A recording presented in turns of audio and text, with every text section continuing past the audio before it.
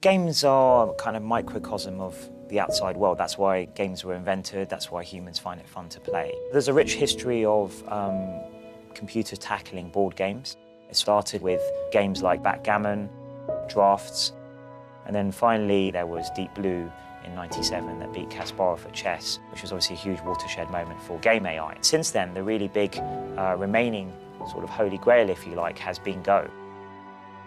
In chess, the number of possible moves is about 20 for the average position. In Go, it's about 200. Another way of viewing the complexity of Go is that the number of possible configurations of the board is more than the number of atoms in the universe.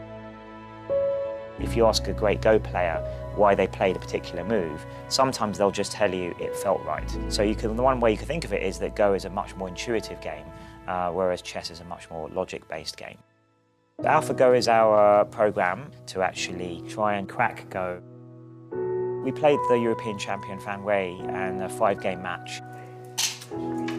We have an estimate of how strong a program is, but of course you never know. When you play a human player, they do all sorts of very interesting creative things that your programs don't necessarily do.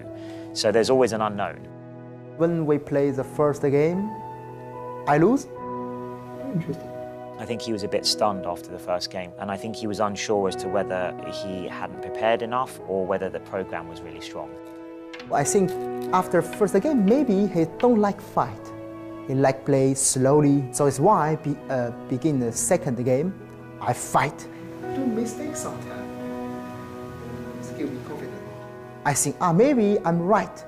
It's why for another game I fight all the time. Now it's complicated. But I lose all my game. AlphaGo won 5-0, which is the first time ever a program has beaten a professional player.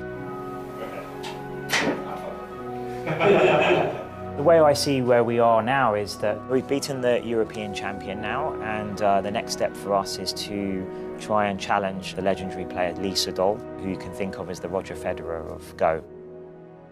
We always used to talk about, well, if we could eventually crack Go and have a program that could beat the world champion, then we must have invented some generic, general-purpose algorithm. So maybe we're on the cusp of all of that. And we're very excited about it, but it is just one rung on the ladder towards solving artificial intelligence.